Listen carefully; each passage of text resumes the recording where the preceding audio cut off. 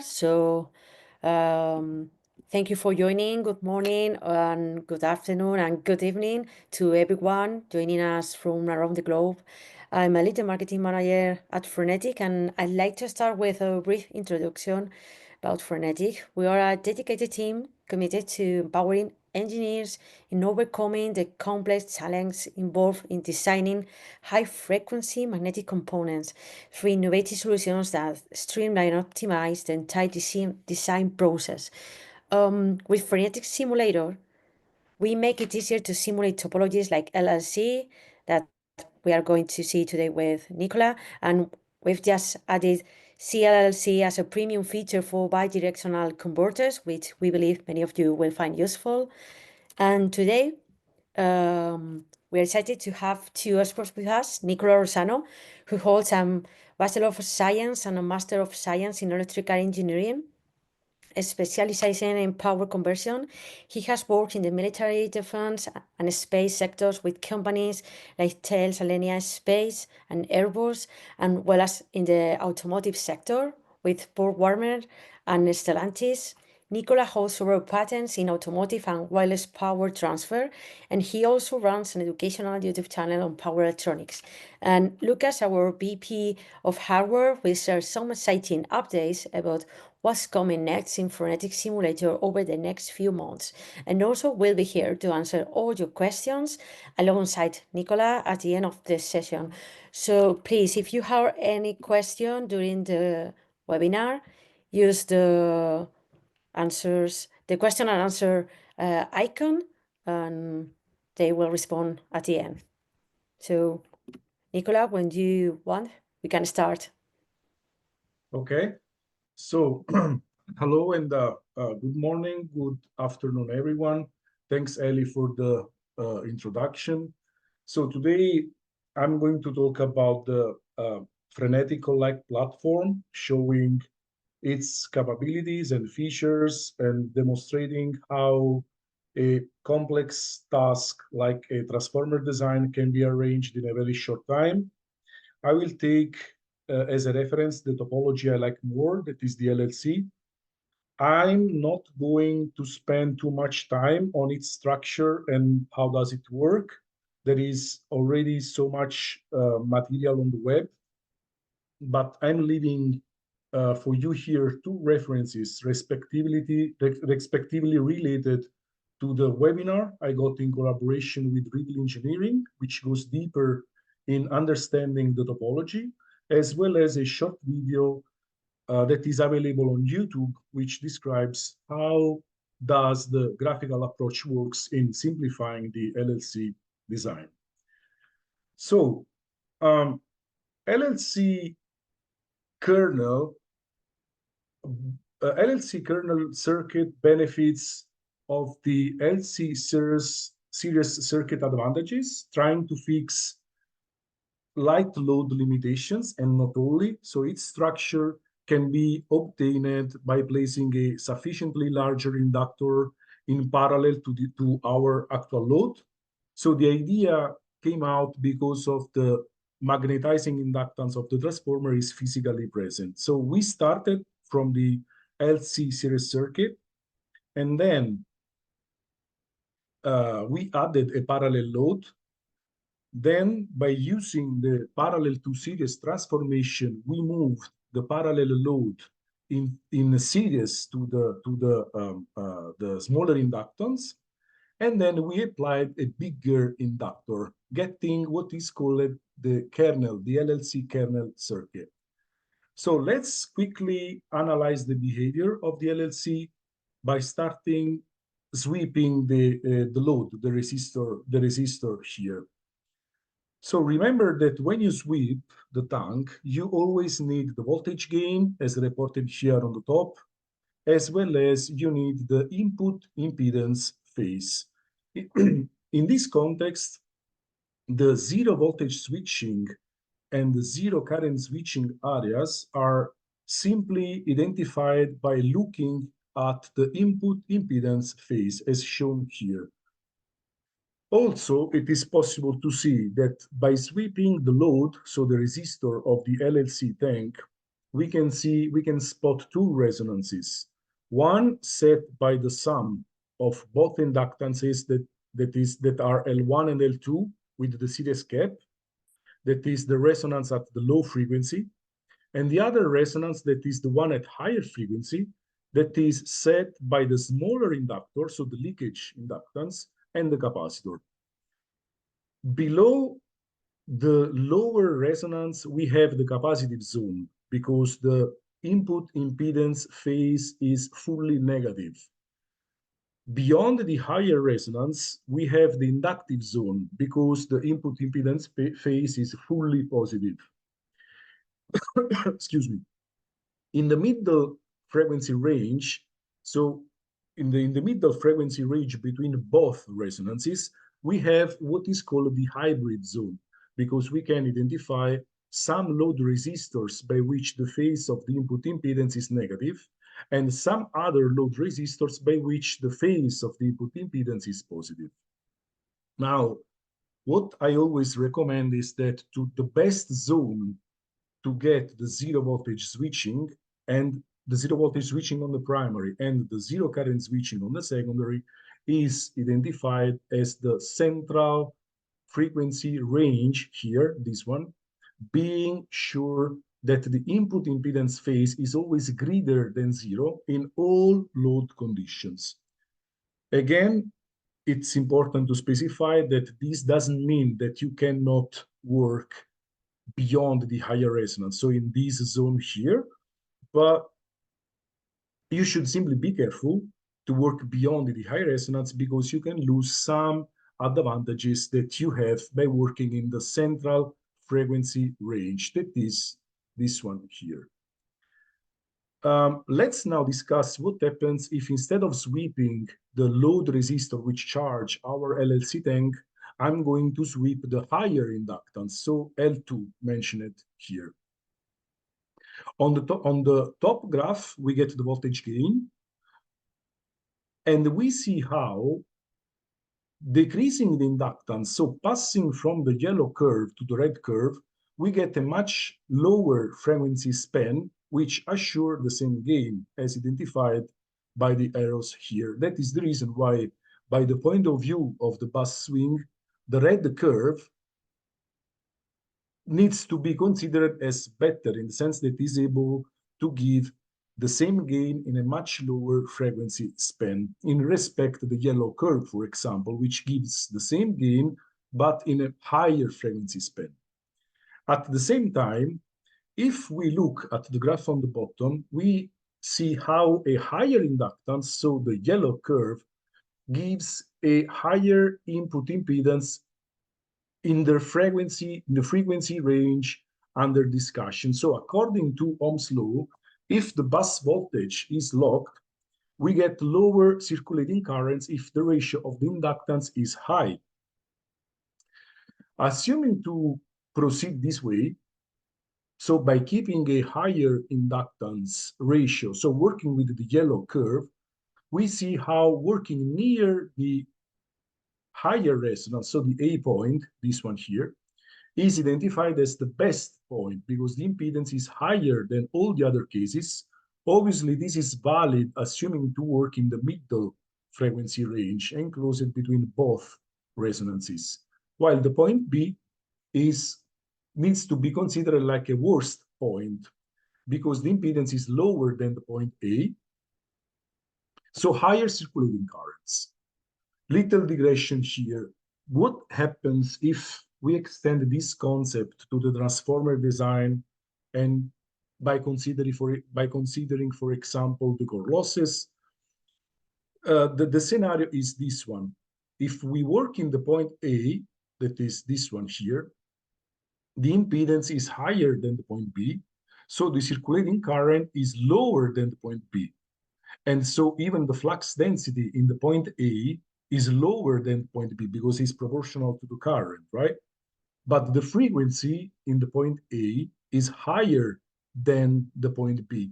So higher switching losses, if any, in particular during the turn-off, and it's higher the contribution on the A point for the core losses because the frequency is high. then is higher than the point B. So if we assume that, let's say, if we assume that the change in the flux density is balanced, or let's say similar, versus the change in frequency when we move from the point A to point B, in particular when we are called to switch from the maximum bus to the minimum bus, then the core losses stay approximately the same, and the A point continues to be the best because of its higher impedance. Now, we understood how does the tank work. So how does the LLC kernel works? So let's place the second piece of the puzzle, introducing the input inverter stage. The input inverter stage can be divided in two main categories. On the left, you see the full bridge with its first harmonic approximation. And on the central, you see the half bridge with its first harmonic approximation. On the right side, you see some half bridge variants, which involve the unipolar tank excitation instead of having a bipolar tank excitation. A quick simulation will clarify that for you, but the first harmonic approximation is a concept that continues to be valid. I'll not go through this example here, but when you use half bridge variants like this, you can simply use intuition and imagine that the stress on the components changes, for example, on the FETs or on the series capacitance and so on. But I leave this cross-check to you. Anyway, whatever input stage we are going to use for our example, it's important to match the correct input stage inverter with the LLC tank. And this affects the transformer turn ratio of a two-factor, as we are going to see. Now, let's place the third piece of the puzzle, introducing the output stage rectifier. So here we have two possible ways of rectify an AC signal. Both of them rectify the voltage with the pro and cons. With the pro and cons, in particular, I'm referring to the transformer manufacturing as well as diodes in terms of the voltage and the current stress. So let's go through this quickly. On the left side, we have the full bridge rectifier, which implies an easier magnetic because we have one secondary winding, and this kind of rectification topology is recommended when you need to play with high voltage and low current because you can split the voltage all over the diodes. On the right side, we have the full wave rectifier, which has a harder magnetic because you need to create the center tap, so probably is even expensive than the case one. And it is recommended to use this kind of rectification stage once you need to manage high currents and low voltages because you can split the current through the diodes. It's time to, so before approaching the two examples that we are going to discuss in this presentation, let's introduce quickly the scaling laws. Scaling concepts are applicable, are important. So I tried I always try to point out the power of the scaling laws because these concepts are applicable to any voltage, any frequency, any power. So these have been pointed out by the late Sanjaya Maniktala in his book. But to make the concept simpler, think about two buck converters. For both buck converters, the inductor and the capacitor formula are reported here on the top. You see that both equations are dependent by the current ripple ratio, that is the factor R, that is another Sanjay invention. And it is considered like the ratio between the full AC swing, so 2 times EAC, over the DC component. So if we assume the baseline buck converter has precise parameters that are L, C, it is subjected to a stress of V in, has a specific switching frequency, a specific power. So the black first line identify the baseline buck converter. If we double the power I'm reading the second row, keeping the same output voltage, we are practically placing a two-factor at the denominator of these two formula because we are placing a factor 2 here on the denominator of the inductance formula. So to keep this equation an identity, the inductance value, not size, the inductance value should half. Like for the capacitor, I'm placing a factor 2 into the numerator of this formula. So to keep this equation an identity, I need to double the capacitance. The same discussion can be done if we try to work at a different switching frequency. For example, if I would like to double the frequency, I am going to place a factor 2 in the denominator of both formulas. So to keep these two equations an identity, I need to halve the value of the inductance, halve the value of the capacitance, and the same result, it is possible to be calculated even on the energy handling capability, that in the first case, so once I double the power, the energy handling capability is called to double, while in the second case, once I double the frequency, the energy handling capability is called to half. We will see in a while together why the power of the scaling laws is so useful to you, because you can simply study a kernel, study one LLC, and you can simply scale its behavior, mimicking the same mimicking the same waveforms, but scaled in voltage, power, and frequency. And it is a pretty fast approach when you need to build a new design. Here we are with the, let's now discuss the example number 1. So requirements are reported on the top side of the slide. On the left side, you can see the working point that is identified by using the graphical approach, while on the right side, you can see the one-page LLC design calculations. Again, I avoid going deeply through these numbers, but for any missing detail, please point to the reference that I reported in the slide number 1. Here, I'm using a kernel that has a leakage inductance of 100 milli, so pretty high value, a magnetizing inductance of 100 millihenry, so an inductance ratio of 9. I don't care about the quality factor, because if the swing is 52, if the swing on the bus is 52 over 32, actually the tank resistor identified, that is in this case 476, automatically gives you the right working point to assure both the zero voltage switching as well as the zero current switching.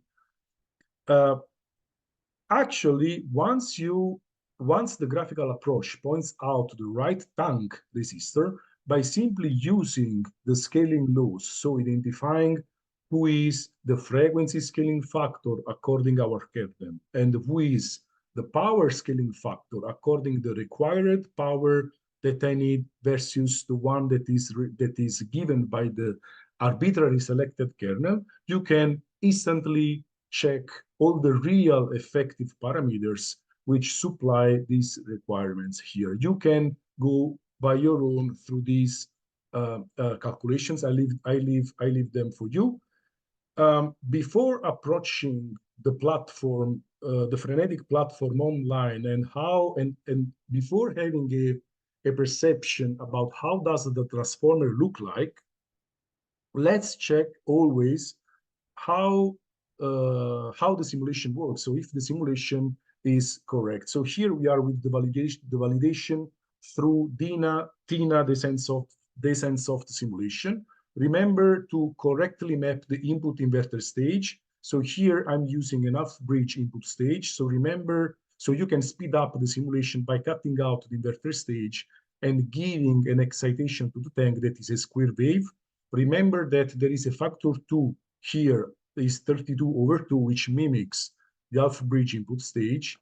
And an important note is to remind that the first harmonic approximation, unfortunately, is not precise at the minimum bus. So while there is a perfect match at 52 volt, there is let's say a certain drift in the frequency while once I'm called to simulate at 32 volt. In particular, the controller said that I need to boost the frequency up to 60 kilohertz instead of 53, because at 53 the voltage that Spice was measuring was high. So the controller simply said, look, that with the first harmonic at minimum bus, you get a voltage that is higher than the one you need.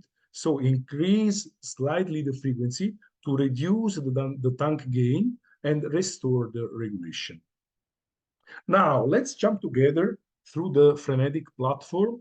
And I would like to discuss with you the flexibility of, of the software. Uh, Let me do this. Okay. Let me do this.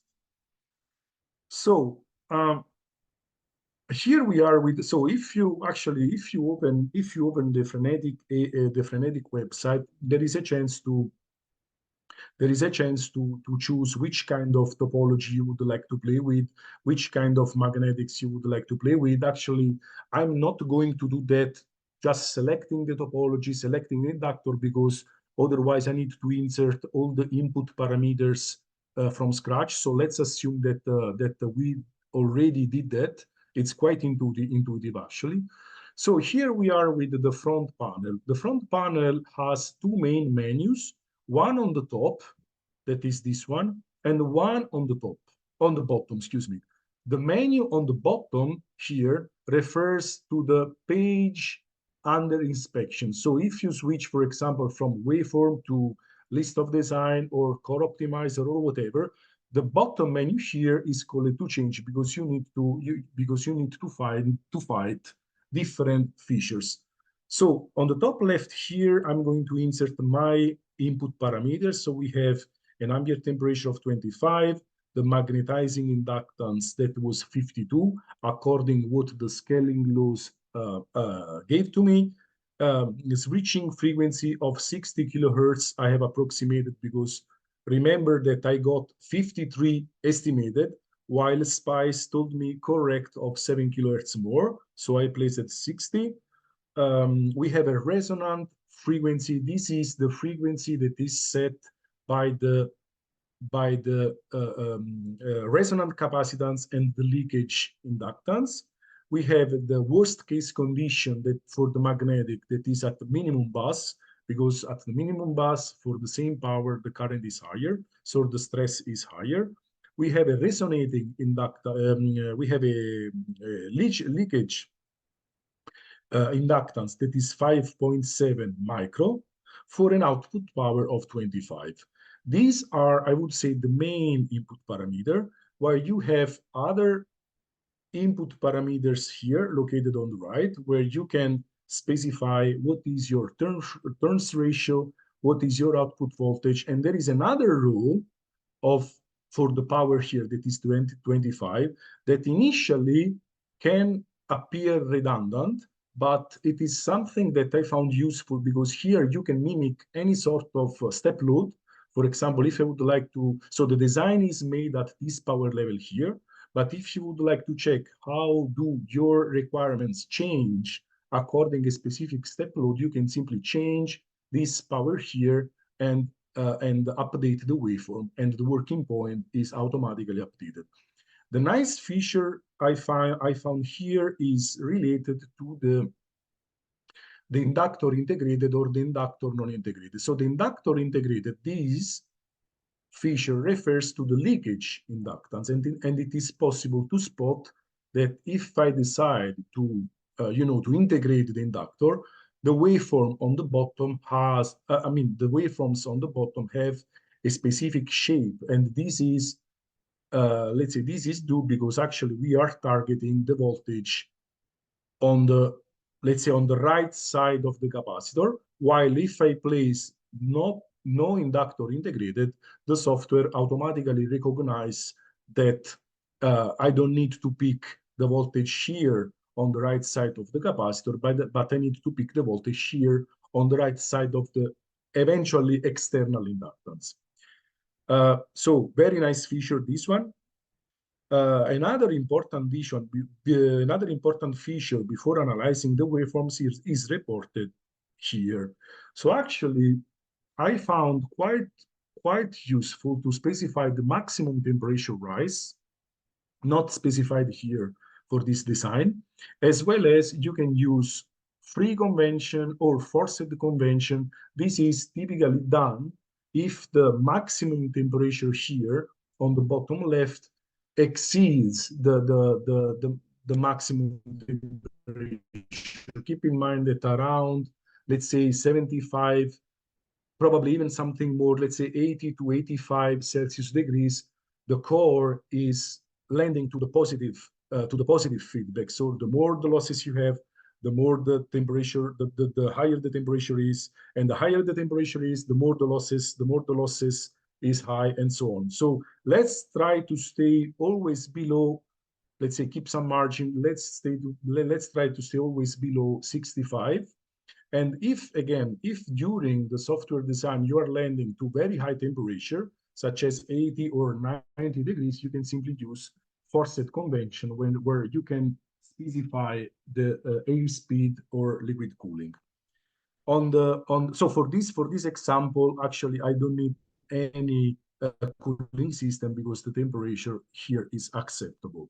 On the right side, we can identify the insulation type, so basic, fractional, or reinforced. So for anyone that is non-familiar with these terms, we are simply targeting 1.5K or 3K, 3 kilovolt, or even 5 kilovolt. It depends from the bus you are using, but basically this is a nice feature to have because it is recalling the standard here that should be probably Frenetic guys knows better than me, but should be the 61158 standards, which points out which kind of requirements insulations you need. You can set up the pollution degree, the safety standards, and so on. Let's be back a bit on the waveform window. So you have here on the bottom left the electrical calculation. Let me switch once again through the integrated leakage here. Okay. Okay. Now, obviously, this is already the final result. But how did I get the final result? If we move together on the top menu, there is a chance to, let's say, to ask Frenetic if they can recommend a core. It is possible to choose up to 3 cores. And here, for example, the software is suggesting that for this design, we can pick the E1985, the 2010-5, or the 2010-6. Before approaching the power, so actually someone is forced to say, okay, let's pick the one which dissipates less, but you need to be careful even to the stack that you need, because actually it is true that the E19 offers lower power, but it's too stuck. The E20 is 0.4 watts, but it's too stuck. And the E20D6 is 0.34, is too stuck. So all them offer different features, or you can even choose the core that you want that is no one of the one mentioned here. So you have already selected your core. You have already selected your core. And here you can select the family. Now I am moving. So basically we set the electrical requirements. We asked Frenetic to pick a core. Basically, you can say, okay, I'm going with the solution you offer, or you can even change the core, selecting another core. And here we have the main parameters of the ferrite. So you have on the left side the inductance, you have the number of gaps, you have the gap length, you have the inductance factor, you have the magnetizing inductance. So they got by calculation 54, while I asked 52. So there is a pretty good match. Let me go here once again. Here you have all the features of the core. You have a visual intuition about how does the core appear. And then you have even on the bottom right, you have a quick snapshot about how does the core look like. I place it to make the exercise more fun. I place it even two auxiliaries, one on the primary, one on the secondary, to supply the primary logic on the and the secondary logic. Actually, to add auxiliaries, you can simply go always on the main page that is waveform, and you can go down and you can add winding here or winding here, and you can choose if it is an auxiliary power, an auxiliary winding, or a power winding. Let's close the core. So we have one page for the core. We have another page for the winding. That is this one, where you can set the turns. You can set how many layers you want. You can set how many uh, wires in parallel you want. You can choose from the leads, from the round. If you would like to use copper foil, how many wires per band, how many wires how many strands per wires you want, 79 in this case. You can choose from unserved, from single served. This is quite common for leads wire, for leads wires. If you would like to have something with a knotted insulation layer. And on the bottom, you can find all the main electrical features, such as the current density. You have the skin depth. You have the total power for the primary. So actually, if you switch through the secondary, the main mask stay the same while all the parameters on the bottom changes because of different requirements. You have the current density, penetration ratio. Nice thing to read the leakage inductance here. So basically, I forgot to say the following. The fact that I asked of having a leakage inductance integrated, obviously it's a good practice to have a two chamber core. So you can see that primary and secondary are split by a two-chamber. But if you don't like actually this kind of configuration, you can even change from having something interleaved and run once again, or you can change about having. So you see here the copper needs to be interleaving two chambers or not interleaving. And but the things that I like is having the two chamber and run, because I was targeting having an integrated leakage, and it is possible to spot how the leakage inductance is reported here on the bottom. So it's 4.6 versus the 5.7 requested. So it's pretty similar, but I actually had a chance to check that if you play with the copper, with the size, or even with the distance between the two chambers, so this distance here that can be changed here, you can increase the leakage, and actually it's easy to target 5.2. That is the one I'm looking for. So resetting the chamber, reset the leakage inductance. Let me check if I'm able to charge once again the previous design. So if I do exit and charge it once again, because I didn't save it. So let's open this one. Let's move through so it's quite flexible, you see. So let's move through the winding. So you can see the auxiliaries once again here. Let's move through the secondary, and let's check the leakage. Yes, here you can see that it is 5.2, but simply because I increased the distance between the two chamber. So 5.2, at least analytically, perfectly match my input parameters. That is perfectly matched. Let's say there is a certain amount of error, but it's quite near to 5.7 requested. Another thing I would like to show you before continuing the presentation is So before approaching the mechanical is the core optimizer. So the core optimizer, I had a chance to run the core optimizer. The core optimizer is a background algorithm. Actually, there are two algorithms which are able to play to show you.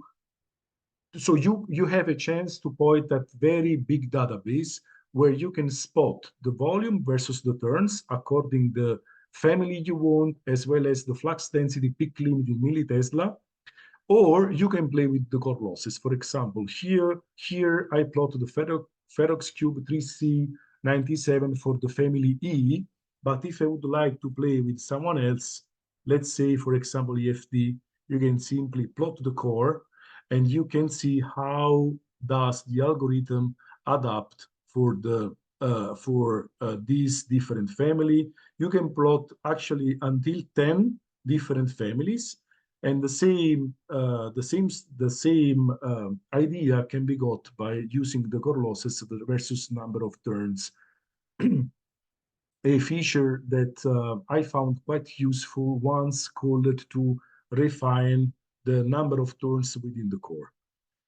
Let's move. So we talk about the waveform, we talk about the chance to generate the design, we talk about the core optimizer, we talk about the core, we talk about the copper, and we have the last menu that is the mechanical. So the mechanical here, there is a chance to upload your image, as well as to split the dot for the convention on the voltage and on the current that you would like to use. And at the end, you have the handout of the overall magnetic that you are going to order. You have the topology reported, you have the waveforms, you have the performance. Actually, we can see that for my case, the winding are dissipating more than the core. Then you have a copper distribution of the inside the core. You have the coil former data, the core data on bottom. Basically, you have everything you need to have a clear idea about how does your magnetic look like. Now, let's come back through the presentation because I have another quick example to do to show you. Here we are on another example. So here, what I did, let's now discuss the example number 2. Requirements are reported always on the top side of the slide, while on the left you can see the working point identified by the graphical approach. On the right side, you can see the one-page LLC design calculation. Please point always to the references which spot how do I get this calculation. Keep in mind that, please note that I appositely change the kernel by moving the leakage from 100 to 143 random number, and the magnetizing from 900 to 857 random number, to keep an inductance ratio of 6 because we are moving to high power. So I'm just slightly decreasing the inductance ratio. I'm slightly decreasing the inductance ratio. And obviously, remember that the graphical approach preserves the zero current switching and the zero voltage switching. Let's check the waveform. So here we are with the validation through TINA design soft simulation. Remember to correctly map the input inverter stage as the equivalent one seen by the LLC tank network. Also, even in this example, we can spot the first harmonic approximation was not precise at the minimum bus. So the controller corrected the estimated efficiency, the estimated frequency from 85 to 95, so 10 kilohertz error, but the result is okay. Waveforms are reported on the right side. And also notice how is it better to use a different full wave rectified variant because the current in this case is extremely high. But due to the fact that the current is high, I pushed the difficulty of the design a bit more just to check if Frenetic was able to handle even complex magnetics. In this case, I investigated an alternative solution, splitting the stress on the transformer and on the output rectification stage. In particular, I moved for a matrix transformer design, checking pro cons. So the matrix transformer design can be done all, or if you, let's say, design and round all the turns within one core, or you can use split core, but the idea is the same. Actually, the integrated solution by using one core should offer less parasitics, but the approach can be used anyway by using split core, like this simulation here, because you can get a very symmetrical circuit. So when you move at high power, it's very important to get the circuit as much symmetrical as possible. Waveforms are reported on the right side and give a good result by simply um, keep in mind that here now we need to map the single core into a matrix core. So we need to be careful in scaling the equivalent leakage inductance I got and the equivalent turn ratio I got to get the same regulation at the output. So passing from, let's say, this stage here for one core to three cores, I actually need to divide by 3 the resonant inductance, divide by 3 the magnetizing and the transformer turn ratio, and the same mapping procedure should be reported to the Frenetic simulator, getting something like this.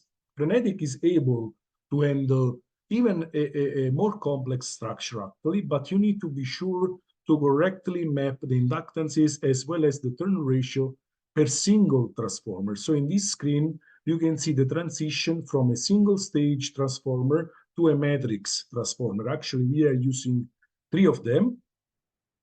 As a second cross-check, be sure that Frenetic platform recognizes the waveforms on their simulator, like the one you get from the SPICE simulation. And I will show you in a while how there is a perfect match. So here we are with the 2 different designs. Actually, one thing that I appreciated using the platform is the speed, because I have been able to cross-check these 2 designs in a very short time.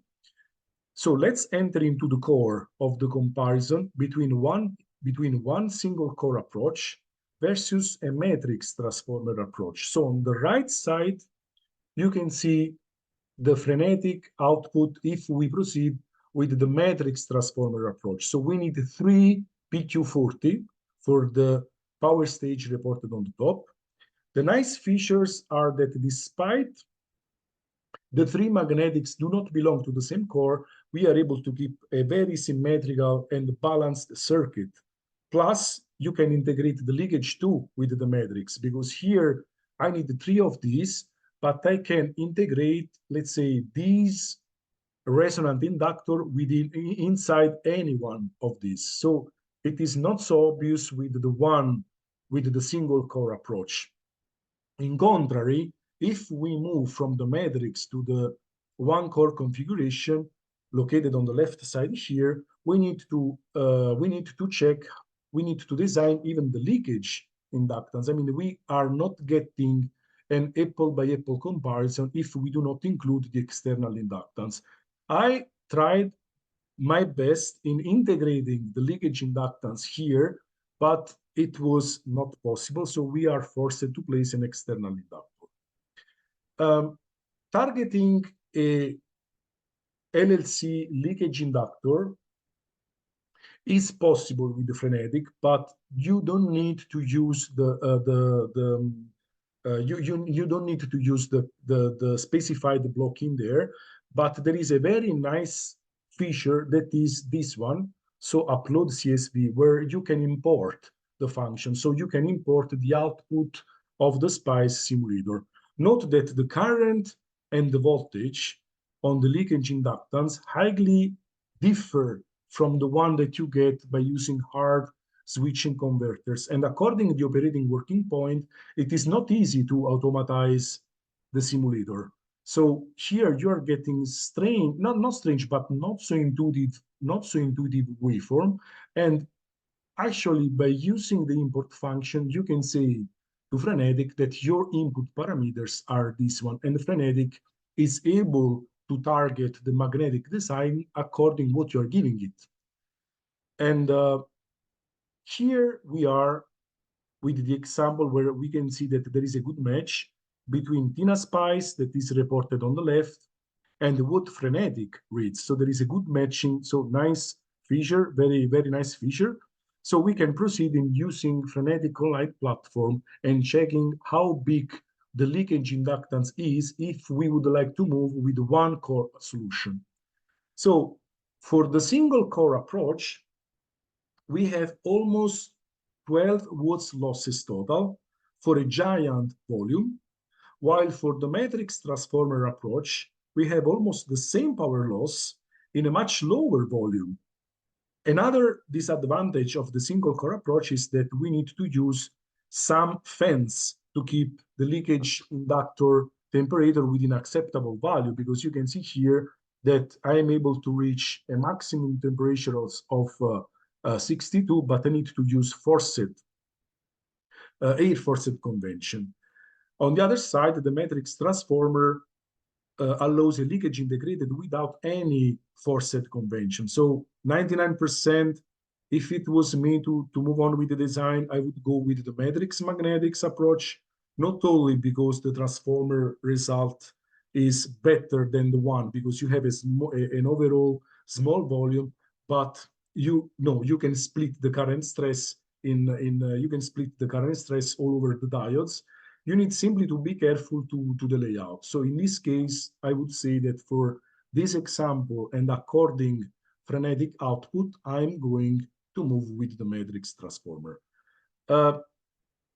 Just one quick note for you. So this is a simplified schematic which takes care of the three magnetics. So we can see the simplified final circuit. We can spot the three small transformers connected in their matrix configuration. Plus, we are having 6 synchronous FETs on the secondary side, because keep in mind that with the full wave rectification, all the FETs are ground referenced, so you are not fighting any sort of driving issue, like the one, for example, you have by driving the top side FET. Another important note that I need to raise is that if the bus voltage is called to increase, because, for example, nowadays electric vehicles are moving from 400 volt to 800 volt high voltage battery, I had a chance to cross-check that Frenetic-like platform can handle even multi-level converters, like the one that are reported here on the bottom left. So the only thing you need to be careful in is to correctly map the voltage that, let's say, that is out of your inverter stage towards the one that is seen from the LLC circuit, and you get a perfect match between the waveforms that Frenetic estimates versus the one Spice estimates. I tried to integrate this example too with the multi-level inverter, but it was too much time demanding. But it is a nice exercise that any listener here can do just to check the Frenetic capabilities. So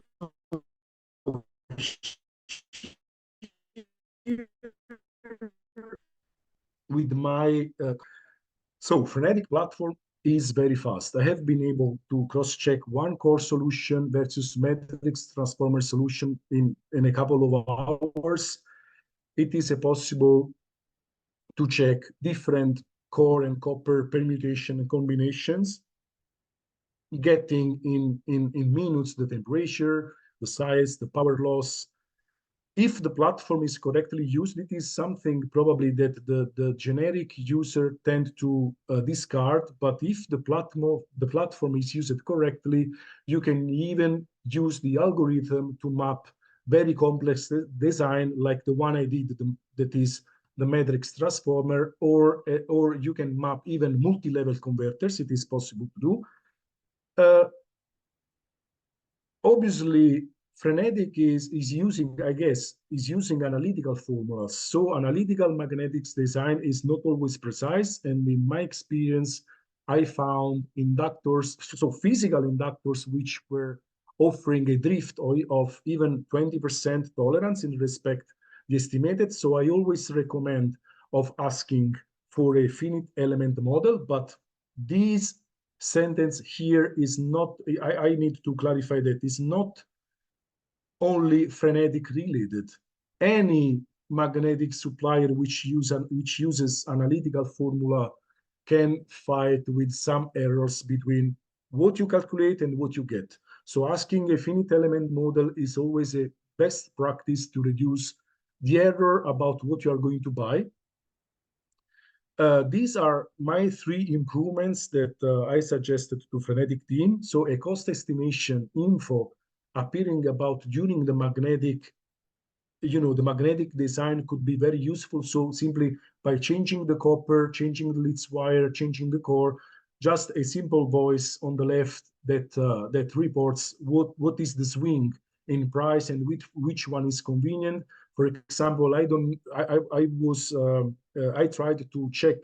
I would like to check the cost differences between the matrix transformer solution as well as the single core solution, because, for example, if the matrix transformer is 5 times more cost, I'm not so sure to proceed with the matrix as well. So a cost estimation is a very nice feature to have.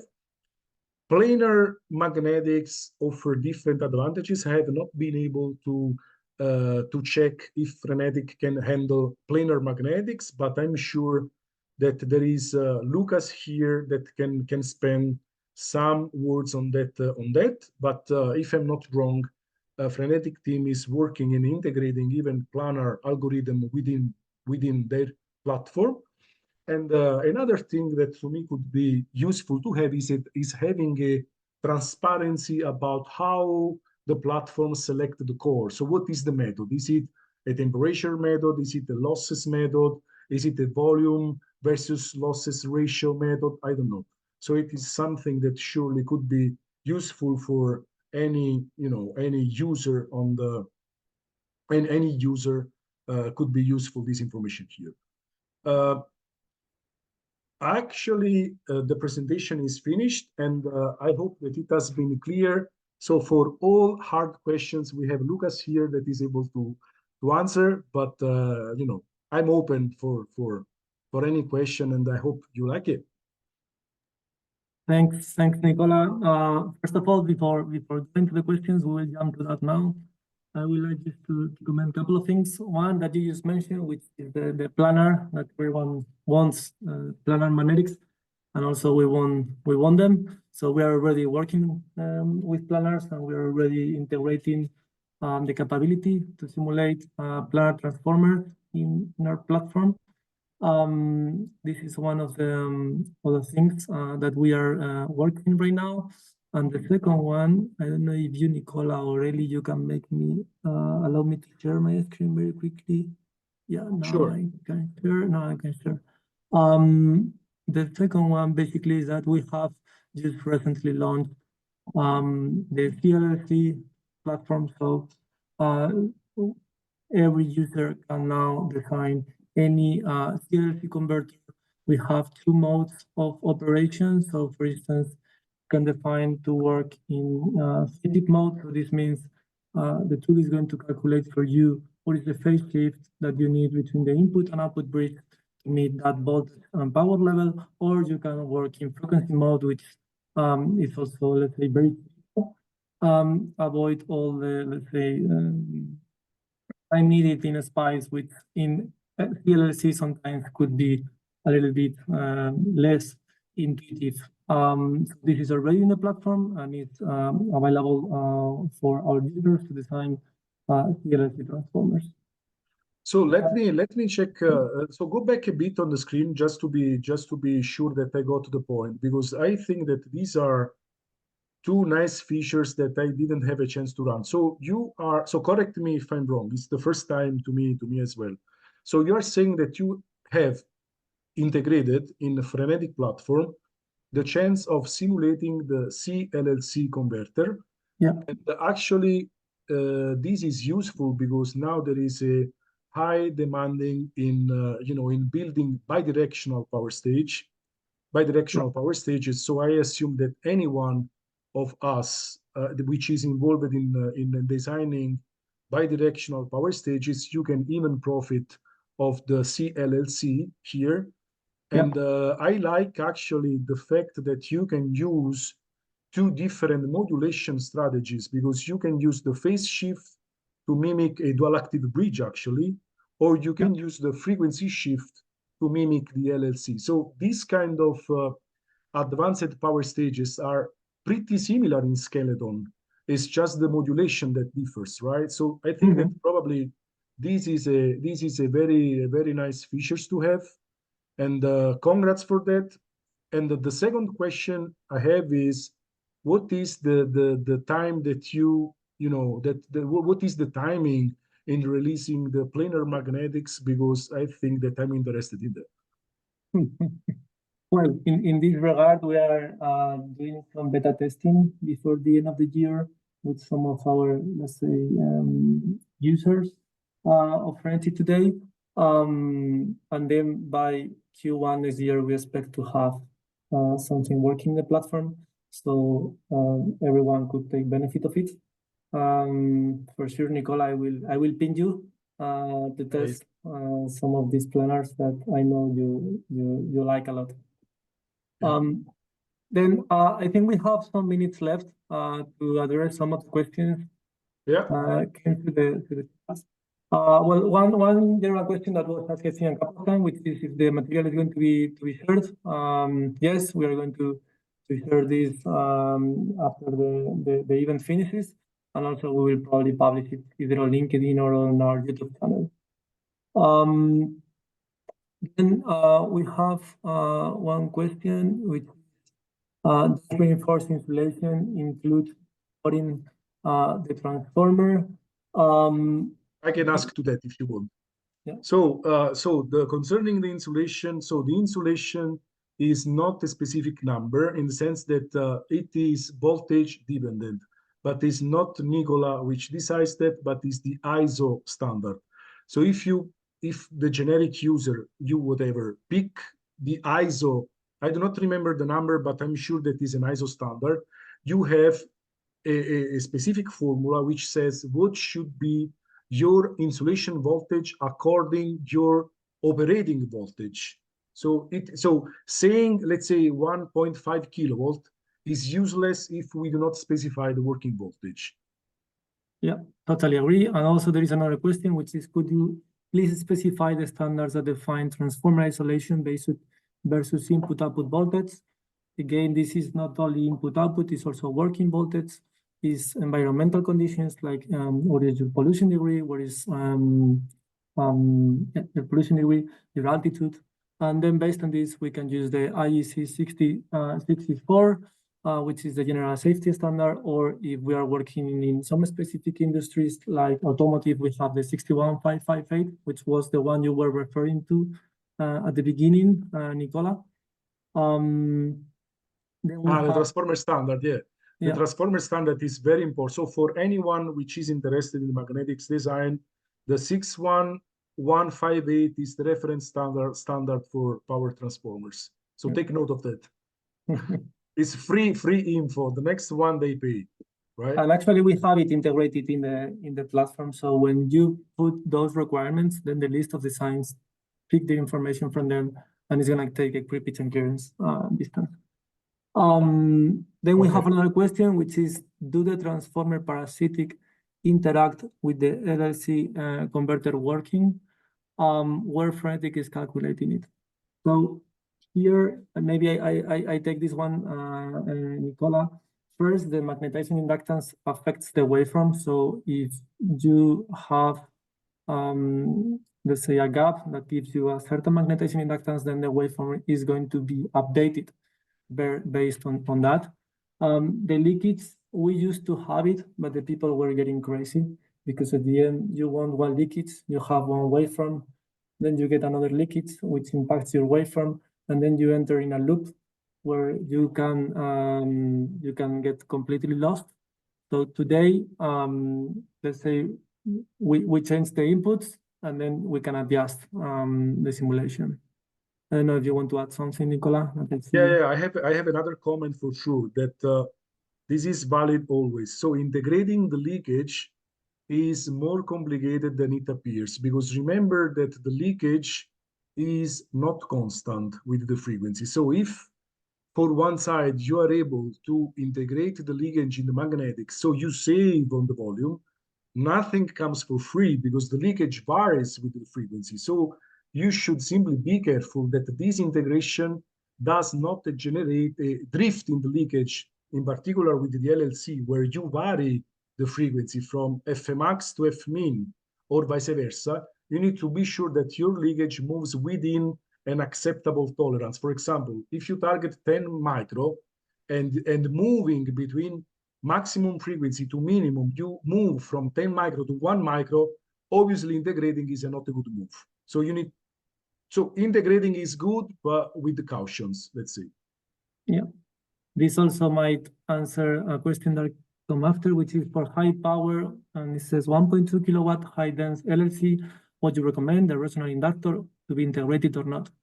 Say it again, excuse me, say it again. Yeah, for high power 1.2 kilowatt high dense LLC, what do you recommend? The resonant inductor to be integrated or not? I think that 1.2 kilowatts, you are at the limit. I mean, I have not been able to integrate up to 1 kilowatts.